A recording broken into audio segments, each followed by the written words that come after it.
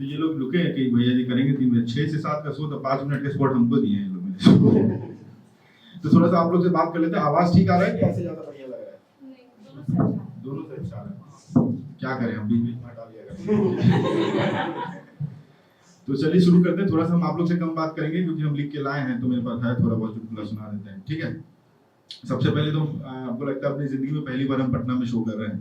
दिल्ली जाते थे, बम्बई जाते थे, कहीं भी जाते थे, मेरा बाप आज तक फोन नहीं किया हमको कहीं भी जाने जाओ। मम्मी को फोन करते थे, इसका बैग चेक करो, गुत्ती तो नहीं बन जाता जाके। यहाँ आए तो हमको फोन करके पूछ रहे वेन्यू कहाँ बता देना, मालिक का नंबर दे, हम कहा अरे डर लगता है वहाँ पे। दारू इलीगल हो गया तब भी डर रहे हैं लोग यहाँ पे। और लेकिन डेवलपमेंट हुआ है, जैसे सीसीडी देखिए, हम चौक गए क्योंकि हम करीबन 7-8 साल बाद आए, और सीसीडी में हम जब गए तो बिना पूछे कोल्ड कॉफी बना के दे दिया। हमने पूछ तो सही, कोई पिचिनो कुछ होता है, कुछ नहीं पूछा, शकल देख के कोल्ड कॉफी दे दिया।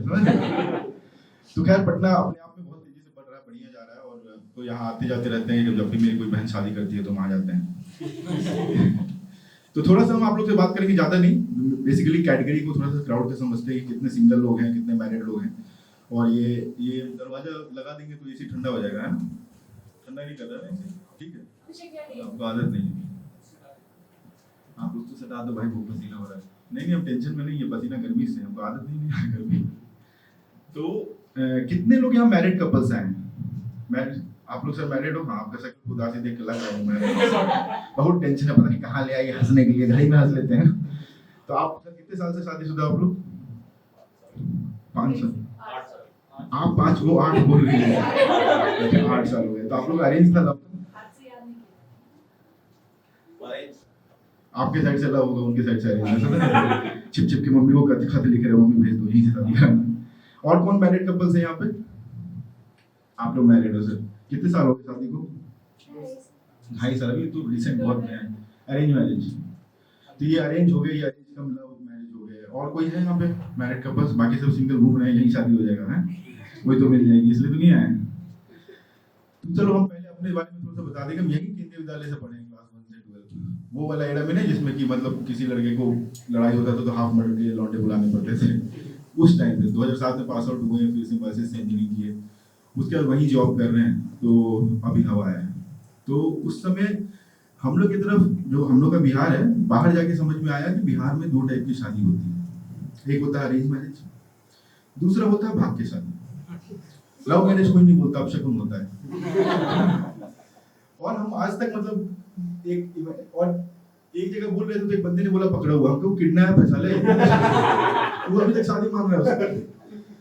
तो मेरा भी कुछ ऐसे ही हुआ, चलो लव मैरिज। और मेरे केस में क्या था, हम राजपूत वो ब्राह्मण, तो थोड़ा सा दिक्कत था शादी का, मतलब ज्यादा नहीं खतरा था, आप ऐसे समझ लीजिए कि ऑनर किलिंग का खतरा था। मतलब मेरे दोस्त लोग शादी में नहीं आ रहे थे सर, तब हम उनको बोले कि पगले निशाना भटकेगा तब ना गोली लगेगा, तो निशाना तो हम पे लगेगा। और शादी का बड़ा दिक्कत था कि हम मम्मी पापा और मम्मी पापा दोनों एक दूसरे को मना रहे नहीं, वो गलती से हुआ कि उसके मम्मी पापा नहीं माने, मेरे मान गए, तो पैसा मेरा लग गया, समझ लो, फ्लो में चला गया। और शादी एक ऐसा चीज है कि आप जब बहुत लंबे रिलेशनशिप के बाद जब शादी करते हो, तो लॉकडाउन से पहले की बात है 2019, तो हम धीरे धीरे आपको कहानी बताते चले जाएंगे, ध्यान से सुनते चले जाइएगा। जहाँ हंसी कम आए तो समझिएगा जोक सच्चा है, जहाँ ज्यादा है समझिए थोड़ा एक्सेजरेट किए, ठीक है? चलेगा, साथ में चलेंगे धीरे धीरे। तो 2019 में जब हम शादी किए तो हम वहीं पे सर, लोनावला है अपना, लोनावला के ही पास पावना करके एक एरिया है, वहाँ पे लोग पार्टी, वीकेंड पार्टी वार्टी करने जाते हैं। तो हम वहीं पे एक रिजॉर्ट बुक किए 2 दिन का। वो तो साला जब हम मंडप लगाए तब मैनेजर बोला कि सर आप तो शादी कर रहे हैं। और वहाँ पर शादी का सेटअप करके सिर्फ 50 गेस्ट को बुलाया, लॉकडाउन से पहले, लॉकडाउन जैसा शादी, सिर्फ 50। क्यों? क्योंकि वो भी 50 में गांव से वो लोग को बुलाया नहीं होते, चाचा ना जो रेडियो जॉकी होते हैं कि पूरे गांव में जाके हल्ला करेंगे, अरे लिविंग में नहीं रहता है, शादी किया है, हम गए थे उसके शादी में, तो वैसा वाला किए। वो 50 लोग को बुलाया, और हम और मेरी वाइफ जिम्मेदारी बराबर कंधे पे, कि कुछ गेस्ट को तुम हैंडल करोगी, कुछ गेस्ट को हम हैंडल करेंगे। अरे सर आप आ गए, तो कुछ ऐसे करके 50-50 डिस्ट्रीब्यूट किया। तो ऐसा था कि भाई लहंगा कौन सा लेना है, रिजॉर्ट कौन सा बुक करना है, वो सब उसका जिम्मेदारी, पैसा देने का मेरा। सिर्फ इक्वलिटी चलना चाहिए। हमको ऐसा लग रहा है मेरे जोक पे हंसी का इमोशनल ज्यादा हो जा रहा है, बड़ा दर्द रिलेट हो रहा है क्या?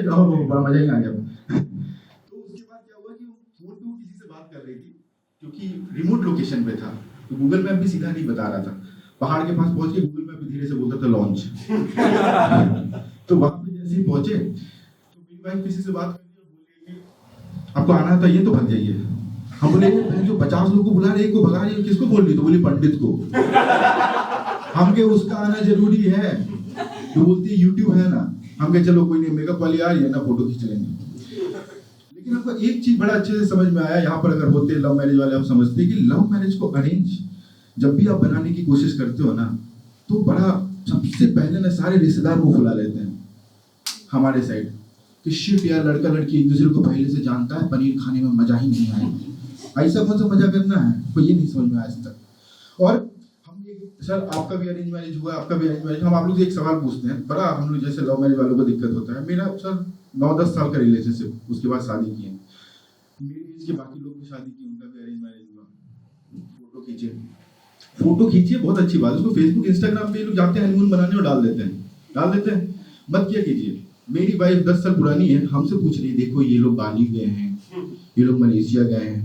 एक बात बताइए, अरेंज मैरिज में क्या होता है? दोनों साइड से दोनों के माँ बाप एक गिफ्ट रैप करते हैं, बढ़िया से पैक करते हैं, दे देते हैं एक दूसरे को। शादी में रिश्तेदार आते हैं, टाइम नहीं मिलता है, तो वो गिफ्ट लेके चले जाते हैं बाली मलेशिया। वहां गिफ्ट खोलते हैं, surprise, oh thank you mummy, है ना। हम लोग की साइड में हम 10 साल से अपना टिफिन खुद पैक किए हैं, वो टिफिन लेके हम बाली चले जाए पैसा लगा के। हमको पता ऊपर वाले में भिंडी रखे हैं, हम समझ रहे क्या समझ रहे हैं आप लोग, खाने की बात कर रहे थे। तो ये बड़ा दिक्कत होता है लव मैरिज में। और मेरे पापा मम्मी मान गए थे मेरी शादी के लिए, बट वो वैसा नहीं मानते हैं कि हाथ में हाथ डाल के सारे रिश्तेदारों के बीच में घूम रहे हैं। अरे हमको क्या कहते हैं, लड़का लड़की एक दूसरे को पहले से जानता था, हम होते ही कौन है बोलने वाले, ये बोलना जरूरी है? इससे अच्छा मना कर दी होते शादी के लिए।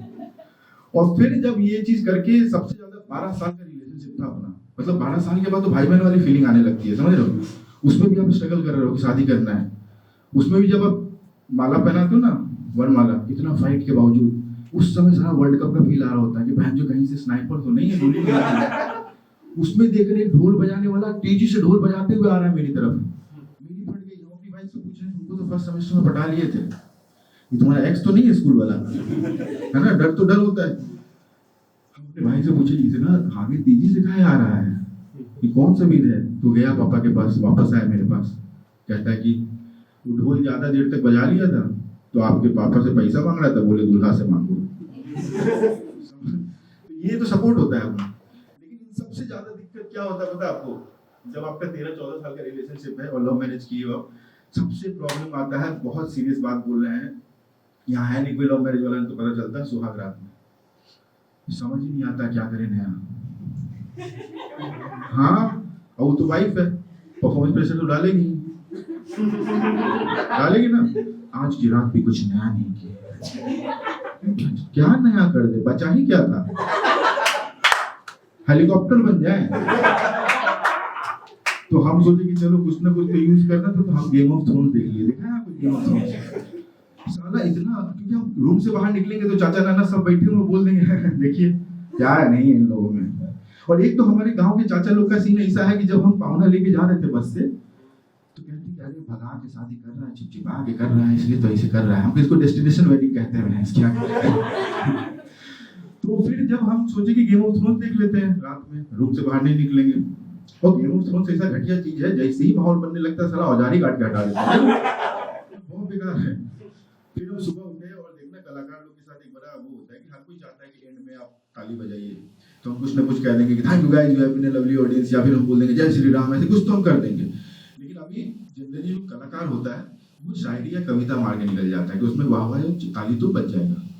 तो मेरी खराब परफॉर्मेंस के बाद जब सुबह हुआ तो हम उसको शायरी सुनाए, ठीक है, शायरी सुनाए तो हम उसको बोले कि हम लोग के शादी लीगल वे में पहला सुबह गुजरा है, रात गुजरा है, तो आज हम 2 लाइन बोलना चाहते हैं कि मेरी खता हर रोज मुझे बता, मैं जो सीरियसली ले ली।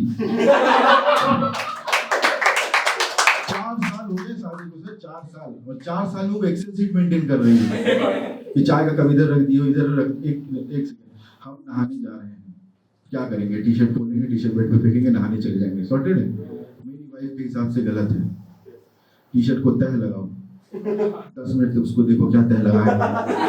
और भैंस फिर नहाने जाओ, प्रेशर उठ गया मेरा। और हम नहाने गए, नहा के निकले बाहर, वो भड़की हुई थी। हम बोले क्या, एक तो बाइपोलर डिसऑर्डर होता है, शादी बाद पता चलता है वो भड़की हुई थी। हम बोले क्या दिक्कत, क्या हम कहा भड़की हो? तो बोलती तुम बाथरूम क्यों गीला की हो? हम क्या, आज मेरा मन हुआ था कि पानी से नहाए, नहीं तो हम राजपूत तो खून से नहाए।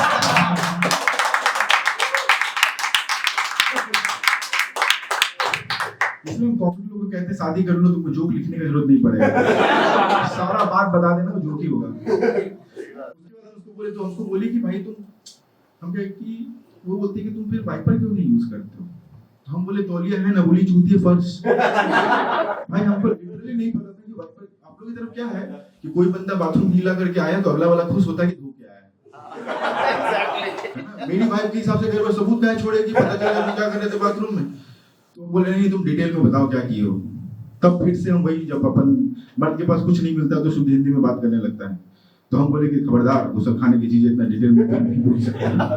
बोले नहीं तुम बताओ सीक्वेंस। हम नहाए, नहाने के बाद हम जो हमको वाइपर यूज करने के लिए तुम बोली हो, हम सब वाइपर यूज किया, बाहर निकल बॉडी पोछ। तो बोलती है बॉडी का पानी भी तो जमीन पे जाता है, सीक्वेंस चेंज करो। और मेरा था कि हमको बढ़िया हस्बैंड बन के दिखाना है। तो हम क्या किए, नहाए, नहाने के बाद पूरा बॉडी पोछे, इकट्ठा पानी जो जमीन पे गया था उसको वाइपर से वाइप आउट करके बाहर निकले। वो फिर भी भड़की हुई थी। हम बोले अब क्या दिक्कत है? बोले तुम वाइपर गीला कर दियो चूतिया बन। अब हम वाइपर को पोंछ के आते हैं ब्रश से, उसके तो वाइपर सूखा रहता है। खैर ये तो होता ही है। और जनरली जैसे मेरे और मेरी बात, सर आप लोग बीच में लड़ाई होता है, सॉरी पहले कौन बोलता है? हम पहले से बता, हमको लगता है वो बोलती होंगी सॉरी, है ना? देख लग रहा है वो शांत रहने वाला इंट्रोवर्ट आदमी बहुत खतरनाक होता है। वो बस चुप हो जाता है, अब सामने वाला तो बोलेगा, तो माय वाइफ इज इंट्रोवर्ट, तो वो क्या करती है सुबह में ना लाइन बनाती है 2 सॉरी का, और फिर स्नॉट करते हैं उसको हम। तो वो सॉरी सॉरी हम बिना कारण के उसको सॉरी सॉरी बोलते रहते हैं। तो हम लोग के बीच में जब लड़ाई होता है तो हमको आज तक पता नहीं चला कि लड़की लोग के दिल से इंग्लिश क्यों निकलने लगता है। और अपने को इंग्लिश में बोलता अपन दिल पे ले लेते भैंचो क्लाइंट, है ना? तो ऐसे दिल की बातें चलती है। लेकिन जो मेरे पापा मम्मी है, they are one generation up, तो उन लोगों के बीच में लड़ाई होता है ना, तो पता कैसा, हम रूम में बैठे हुए हैं, अचानक आवाज आता है। मेरे पापा का नाम आदित्य कुमार सिंह है। आदित्य कुमार सिंह, रावण को भी ऐसा ही घमंड था। हम दौड़ के आए कि टीवी में चल रहा था, बाहर कैसे निकल गए? जब बाहर निकले तो मेरे पापा तो मेरा ही बाप है, हमसे ही उम्र आया है उसको, है ना? तो हम, मेरे पापा बोले अरे हम तो सीता समझ के लाए थे, निकली तेरी जटा तो हमारे।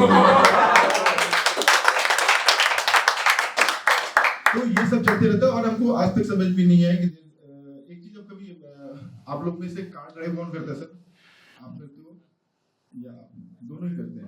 मैक्सिमम कौन करता है? मेरे केस में जैसे हम करते हैं। और हमको जब पहले बाइक करते थे कॉलेज में, अपन बाइक पे चला रहे हैं, पीछे बैठी हुई है, अब सना उससे पूछ रहे हैं एड्रेस। उस समय तो गूगल मैप भी नहीं था, हम लोग उस जमाने से डिब्बा डिब्बे टाइम से रिलेशनशिप में। तो मुझसे पूछे कि भाई एड्रेस बताओ, लेफ्ट या राइट? तो पता क्या बोलती है? इधर। अब ये इधर किधर?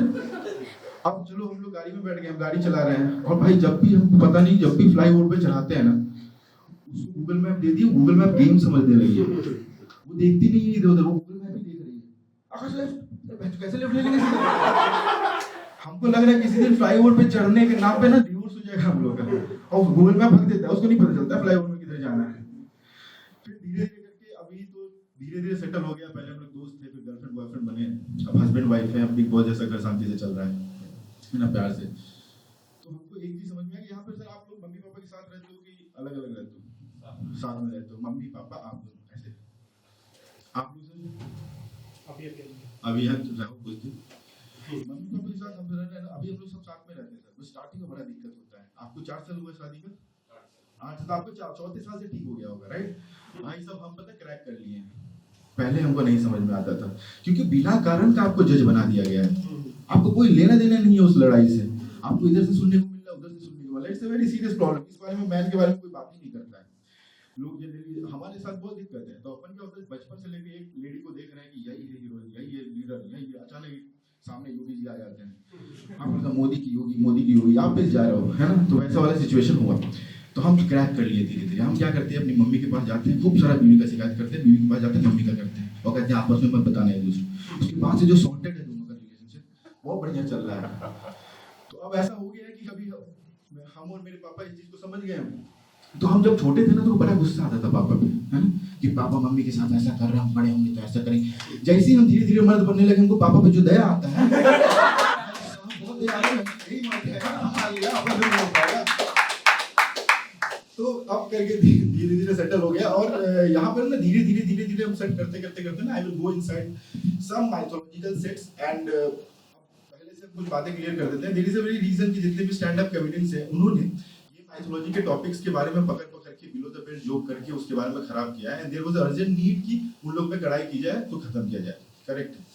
लेकिन देयर आर सम पीपल कि जिनको ना बचपन से नाना नानी और इन लोग के बीच में हम लोग बहुत रहे। हम लोग गेम ऑफ थ्रोन्स देख के बड़े नहीं हुए, है ना, हम लोग रामायण और महाभारत देख के बड़े हुए। तो आजकल का निब्बा लोग ऐसे बैठा हुआ है, दुर्योधन की बात ये पता है ना कौन है, बोला हाँ रामायण में था ना, उड़ के आया था। तो मेरा जोक नहीं, हमको लगा यहाँ हो जाएगा क्योंकि यहाँ लोग जमीन से जुड़े हुए हैं। तो I will share my some of my incident जिससे हमको वो सारे स्टोरीज याद है। एंड आई जस्ट वांट कि अगर किसी मायने में इस स्टोरी को जो सुनाने जा रहे हैं वो याद रखिएगा तो आने वाली पीढ़ी तक पहुंचेगा। क्योंकि जो हमारा धर्म है दैट्स ए लाइब्रेरी, और इसकी सबसे खूबसूरत बात है कि इसमें नाटकीय रूपांतरण शुरू से होता आया है। दैट्स व्हाई किसी भी धर्म के लोग को पता है कि अगर यहाँ पंख लगेगा तो वो श्री कृष्ण होंगे, करेक्ट है। तो हम लोग यहाँ से धीरे धीरे सेगवे बना लिए हैं, माहौल बना लिया, हम शुरू करते हैं। पुराने जमाने में आप लोग महाभारत और कोई देखे हो, देखा है? एक बार 70 साल का बूढ़ा हाथ उठाए मेरी गांड फट गई, सब तो नहीं देखा है। तो टीवी में देखे होंगे, राइट, सीरियल में देखो, इतना कॉन्फिडेंस हाँ नहीं बोलना चाहिए। तो जब पुराने जमाने आप सोचो जब जंग होता था, हम लोग इतिहास की पुस्तक पढ़ के बड़े हुए हैं। इतिहास की पुस्तक में हमेशा जंगी होता रहता है, हर बंदा पलटो, इतना नहीं होता था उस समय भी। War was a very big game. तो हम इमेजिन करते हैं कि ऐसे हिस्ट्री में मेरा इंटरेस्ट था तो मैं सोचते हैं कि यार ये जंग लिखाता है और हम लोग एजुकेशन सिस्टम में ना उतने अच्छे से डिटेलिंग से एजुकेशन से जंग के बारे में बताया नहीं है। वो तो बाहुबली देख के समझ में आया कि ये सब स्ट्रेटेजी होता है, नहीं तो पहले यही होता था कि हाँ दोनों भिड़ जाते हैं आपस में। और महाभारत में थर्माकोल का भाला टेढ़ा हो जाता था, वो भी दिखाई देता था। तो जब जंग होता था तो हम सोचते थे इधर 3000 की सेना, उधर 5000 की सेना, माइक के स्पीकर नहीं होता था कभी। सबसे पीछे जो भाला लेके खड़ा है उसको घंटा बता आक्रमण कब करना है, वो खड़ा है, भाई दौड़ना कब है, तो मेरे क्या बता, आगे वाले दौड़ेंगे तो दौड़ जाएंगे। अब अचानक सेनापति ने बोला आक्रमण, बड़ी धूप में धूल में एक दूसरे गांड के पीछे भाला लेके दौड़ रहे हैं। सेनापति का मूड चेंज हुआ, उसने बोला स्टॉप, एक दूसरे गांड भाला डाल दिया। आधे सैनिक उसी में मर गए, सबसे पीछे वाली कतार बाकी है क्योंकि उनके पीछे भाला लेके कोई था ही नहीं, समझ रहे। उस समय भी कुछ सैनिक ऐसे थे जिनको जबरदस्ती घुसाया गया है कि भाई तेरे को जाना है। तो इंजीनियर, बहुत सारे इंजीनियर पैशनेट नहीं होते हैं, कुछ पेट पूजा के लिए भी आते हैं। तो उस समय इंजीनियरिंग नहीं था, उसमें सेना ज्वाइन करना था, कुछ लोग को घुसा दिया गया वहां पे। अब वो क्या कर रहे हैं, एक हाथ में भाला एक हाथ में फर्स्ट एड लेके घूम रहे हैं, गलती से लग गया तो लगा लेंगे, वो उसमें बग फिक्स कर रहे हैं, आप समझ रहे हैं। टेस्टर भी तो होना चाहिए। लेकिन अब क्या होता है, तो उसमें प्लॉट होता था कि राज्य के बाहर खाली मैदान छोड़ देते थे कि भाई जंग के टाइम में यहाँ पे फाइट करेंगे, क्योंकि खाली जगह होना चाहिए। अगर सपोज यहाँ अटैक करने कोई आ जाए तो बेइज्जती नहीं हो जाएगी, साल लड़ने के लिए जगह नहीं है, वो सेना आ रहा था उसका पाउती काट लिए तो, है ना, पैर में पाजेब लगा दिए उसके। तो इसलिए उस समय खाली मैदान छोड़ा जाता था कि कोई अगर दुश्मन आएगी तो आराम से खुल के लड़े जाएंगे। और उसमें कोई खेती वेती नहीं होता था क्योंकि खेती होगा तो जंग कहाँ होगा, ऐसे नो मैच लैंड बोलते हैं उसको, वो छोड़ दिया जाता था। अब खाली मैदान में लोग क्या करेंगे, खेती आप कर नहीं सकते हो, डेवलपमेंट भी नहीं कर सकते, इंफ्रास्ट्रक्चर नहीं बना सकते, उस जमाने की बात कर रहे हैं। तो लोग लोटा लेके जाते थे क्योंकि लड़ाई तो 5 साल बाद 10 साल बाद आ रहा है, क्यों छोड़ेंगे उसको। अब सोचो सामने से दुश्मन अटैक किया, वो बहुत दूर से आ रहा है और पहले पहले आप लोग को दिखाई देगा लड़ाई।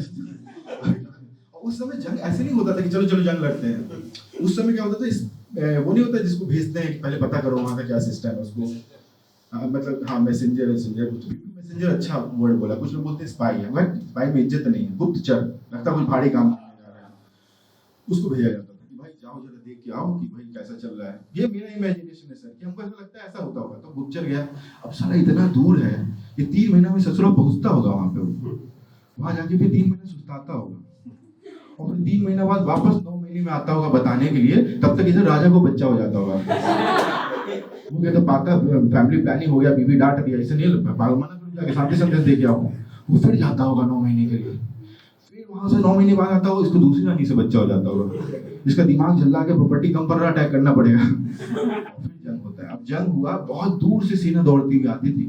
शोएब अख्तर वहीं से तो रनिंग लेना सीखा है, बहुत दूर से 500 मीटर दूरी पहले खड़ी हो गई, कैंप्स, यहाँ तंबू वंबू गाड़ो। मलिक काफूर जो लाए वो लंबा था, हाँ लगाओ, आंख में लगाओ इस बार और देखो सामने वाले शांति संदेश दे रहे हैं या जंग का ऐलान। वो बाइनोकुलर लगाया, फिर तो लूटा लेके भाग रहे हैं सब पर ये चिल्लो समझ। अब सेनापति सर उतने दूर से लेके आया है कि यहाँ पे जंग लड़ेंगे, सेना के अंदर पूरा खून में उबाल है, वो कैसे बोल सकता है अपनी सेना को कि यार यहाँ करें, वो तो राजा को बोला है। अब सेनापति को मोटिवेट करना है, जैसे होता है ना कि मैनेजर बोला है कि बहुत अच्छा काम आने वाला है और एक्सेल शीट का काम आ गया या टेबल साहब का, तो मोटिवेट तो करेगा ना। तो मोटिवेट करता है, देखो गलती से भी दुश्मन की सेना की यह गंदी हरकत हमारे पैरों तले रौंदी नहीं जानी चाहिए। अब लोग बचा बचा के लड़ रहे हैं, किसी के पैर में लग गया टट्टी, कोई लड़ ही नहीं रहा उससे, ऐसे हो रहा है। उसमें हाथी का अलग सीन था, उसको पूरा सजा दिया जाता था और बीच सेना में खड़ा कर दिया जाता था और उसको बोला जाता था कि जो लाल ड्रेस में उनको मत को चलना, ट्रेंड हाथी है ना। अब दुश्मन को थोड़ी पता कि थीम पार्टी चल रहा है, वो भी लाल ड्रेस में आ गया, हाथी कंफ्यूज हो रहा है भाई चलना किसको है, बाद में कहेंगे सिविल वॉर तो नहीं हो रहा है। और घोड़ा अलग ही टशन में होता था, उसको कोई तो बोल देता था कि भाई इस पे दूल्हा बैठेगा और आपको पिक करना है, वो दौड़े जा रहा है, सवारी गिर गया, वो हाथी को टपली मार के जा रहा है, मोटे वजन कम कर। भंसाली का फैन है यहाँ पे कोई? हम संजय लीला भंसाली के ट्रूली बहुत बड़े फैन, इतना प्यारा क्राफ्ट का काम करता है वो, मतलब आप देख लो उसका स्क्रीन प्ले जो है इतना खतरनाक लिखता है, इतना खतरनाक स्क्रीन प्ले लिखता है, लोग बोलते हैं स्टोरी कहता है बाद में डालेंगे।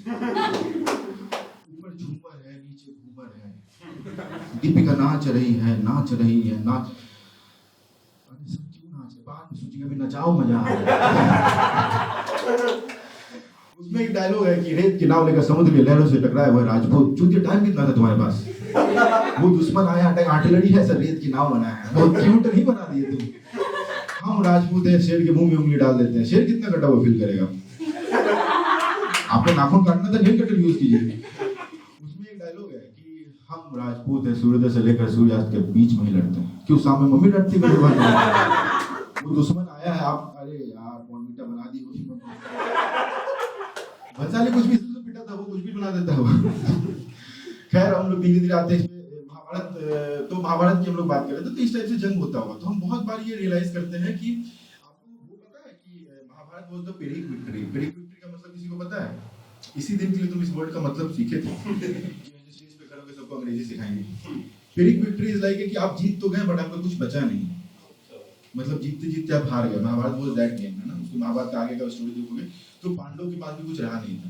तो अगर उसको आप इमेजिन करें सर, तो अगर मैं बैठा हुआ है दुर्योधन नहीं, अपने युधिष्ठिर जीत तो गए, जीतने के बाद अपने को डाउन टू अर्थ होना है। देखते नहीं चुनाव जीतने के बाद हर कोई कह देता है छोड़िए पुराना बात सब करता है, तो वो ऐसे ही खड़ा था, उसका राज तिलक हो रहा है और अचानक वो सिपाहियों की तरफ देखा, तो बोला सिपाहियों यहाँ जितने भी भाई बंधु हैं जंग के मैदान में, सब तो भाई थे, उनको सम्मान पूर्वक यहाँ लेकर उनके शव को आओ। सिपाही उधर से आए, बोला पहले तो सिपाहियों बोलना बंद कीजिए, अकेला एक सिपाही बचे हम। और उसके ठीक जस्ट कुछ दिन पहले, एक दिन पहले का जो सीन था, जब फाइनली दुर्योधन को ये रियलाइज हुआ था कि भयंकर हार गए, क्योंकि इट वाज लाइक कि उसको पता था कि जीत ही जाएंगे, कि कोई सोचा ही नहीं था कि वो हार सकता है, वैसा था प्लान। और उसको लगा कि हम हार गए, तो वो बोला वाला कहीं गांड पड़ गई क्या करे, तो अचानक बोला भाई तेरे को पता है तेरी मम्मी के पास, मेरे इस कहानी में कहीं भी त्रुटि होगी तो प्लीज हमको रोकिएगा, ठीक है, तेरी मम्मी के पास सुपर पावर है। क्या बात कर रहे हैं? हाँ जा मम्मी के पास। अपनी मम्मी गांधारी के पास गया, मम्मी बोले मम्मी तुम्हारे पास सुपर पावर है, तुम बताए नहीं। मम्मी बोली तुम पूछे नहीं, ठीक है भाई बताओ क्या है। बोली मैं पट्टी हटाऊंगी, तुमको ऊपर से नीचे तक देखूंगी, तुम वज्र के बन जाओगे।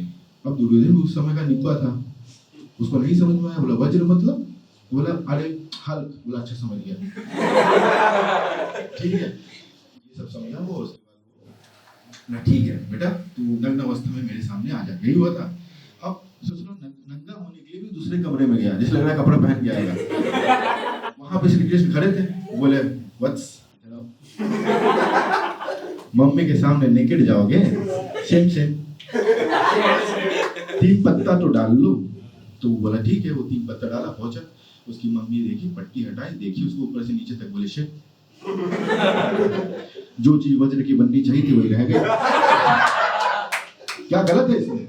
अब भीम के साथ गदा युद्ध हुआ और भीम भाई पिट जा रहे हैं, उसको चोट ही नहीं लग रहा है। भीम श्री कृष्ण के पास आके बोला क्या लास्ट में ये करवाने के लिए यहाँ तक पहुंचे थे क्या, सारा भाई मार देगा हमको, हार गए तो क्या है, ऐसे चल रहा था।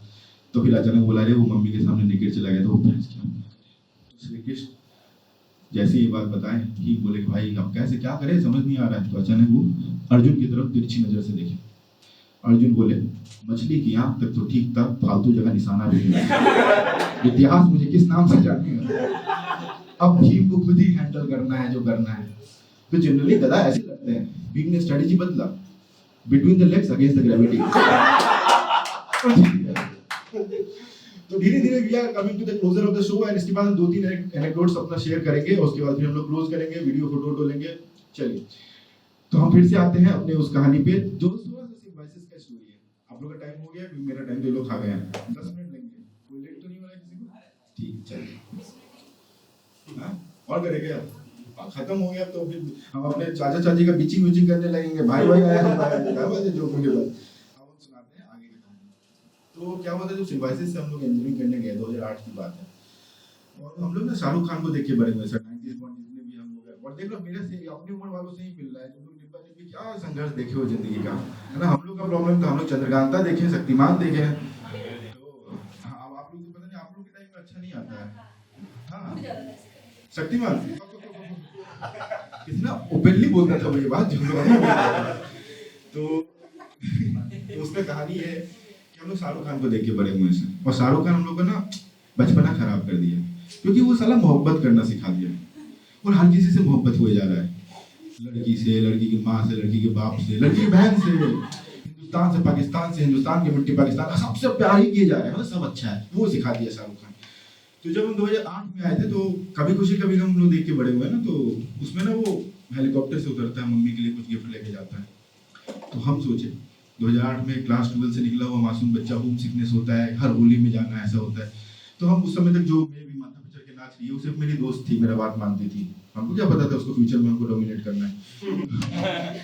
तो हम उससे पूछे कि यार क्या लेके जाए मम्मी के लिए, तो वो बोलते हैं कि काम करो, साड़ी, अच्छा सा साड़ी ले लो। हम पूछे साड़ी कहाँ से ले, यहाँ पर पुणे से कौन कौन है जो पुणे एरिया को जानता है, फिर हम एक छोटा 1 2 3 4 5 6 ठीक है, कुछ लोग आप लोग समझ जाइएगा और बाकी लोग डिस्क्रिप्टिव में बता देंगे। तो आप देखना हर एक शहर में एक ऑथेंटिक साड़ी जो होता है वो उसी जगह पे मिलता है जो वहाँ का बहुत पुराना एरिया है, क्राउडी प्लेस। तो वैसे ही वहाँ पर जो ऑथेंटिक साड़ी मिलती है पुणे में, दैट इज लक्ष्मी रोड। हाँ सही मारवाड़ा। तो फिर वो बोली you will get authentic sari from Lakshmi road, और लक्ष्मी रोड ऐसा जगह है कि वहाँ गूगल मैप भी हक देता है कि हम ये बता रहे हैं, उसको भी नहीं समझ में आ रहा है। तो हम लक्ष्मी रोड पहुंचे, और आप लोगों को पहले बता दें, हम तो 12 से निकला हुआ मासूम बच्चा, बाप ऐसे ही बोल दिया कि जन्मभूमि से कर्मभूमि पे जा रहे हो, इधर उधर जज मत करना, वहाँ से तुमको बहुत कुछ लर्न करना है। तो यहाँ से एक मिडिल क्लास बिहारी बच्चा वैसे ही बहुत ज़्यादा बैगेज के साथ पहुँचता है कि पैसा नहीं उड़ाना है, जैसा है। जब वहाँ पहुँचे ना तो लक्ष्मी रोड के बाजू में ही एक एरिया है बुधवार पेट, किसको पता है? वो जीटी रोड जैसा है, रेड लाइट एरिया है, ठीक है clear, but I have no idea, कोई क्लू नहीं। हम ऐसे भटकते भटकते लक्ष्मी रोड की तरफ बुधवार पेट चले गए, और हम 12 से निकले मासूम बच्चा, कभी ये सब रोड नहीं, कुछ नहीं पता। हम अचानक देखे, हम पुणे इसीलिए इतना डेवलप कर गया है देख रहे पता, सारी सेल्स गर्ल साड़ी पहन के बाहर खड़ी है, क्लाइंट इंटरेक्शन देख रहे, टाइम वेस्ट नहीं होना चाहिए। हमको एक साड़ी पसंद आ गया, हमने ये मम्मी पे अच्छा लगेगा, हम बोले ये साड़ी अच्छा है, बोले अंदर चलो, हमको लगा और होगा इसमें दूसरा कलर। हम अंदर गए तो वही साड़ी उतार के जेब में मम्मी को नया वाला पीस चाहिए, नहीं चलेगा।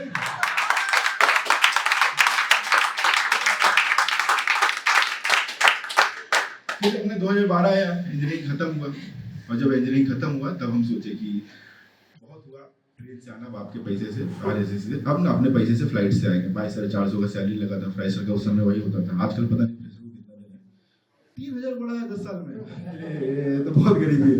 तो 22,400 का सर जॉब लगा था, और हम क्या किए कि सोचे कि पुणे से पटना का हम, हाँ पटना से पुणे का फ्लाइट ले लेते हैं। जब भी फ्लाइट कराओ, अब जाके डायरेक्ट फ्लाइट हो गया है, उस समय बिना मतलब का दिल्ली अहमदाबाद वाया करके लेके जाते थे, जहां हमको जाना भी नहीं हो, पैसा भी हमसे ले लेता जबरदस्ती। तो हम दिमाग लगाए, संपर्क क्रांति से पटना से दिल्ली पहुंच गए, और वहां से फ्लाइट टिकट करा कि एक बार एक्सपीरियंस हो जाएगा, खुद के पैसा से 6,000 का टिकट कटाए थे, 2012 के बाद। अब साला दोस्त लोग तो चिंतक लोग डरा दिया कि देख लो भाई इधर उधर मत जाना, इंटरनेशनल एयरपोर्ट है, फटक मत जाना। हम भी डर रहे थे गलती से पेरिस तो नहीं चले जाएंगे। फिर वहां पे पहुंचे, बहुत ज्यादा धक धक धक, हर किसी का पहला फ्लाइट एक्सपीरियंस थोड़ा होता है।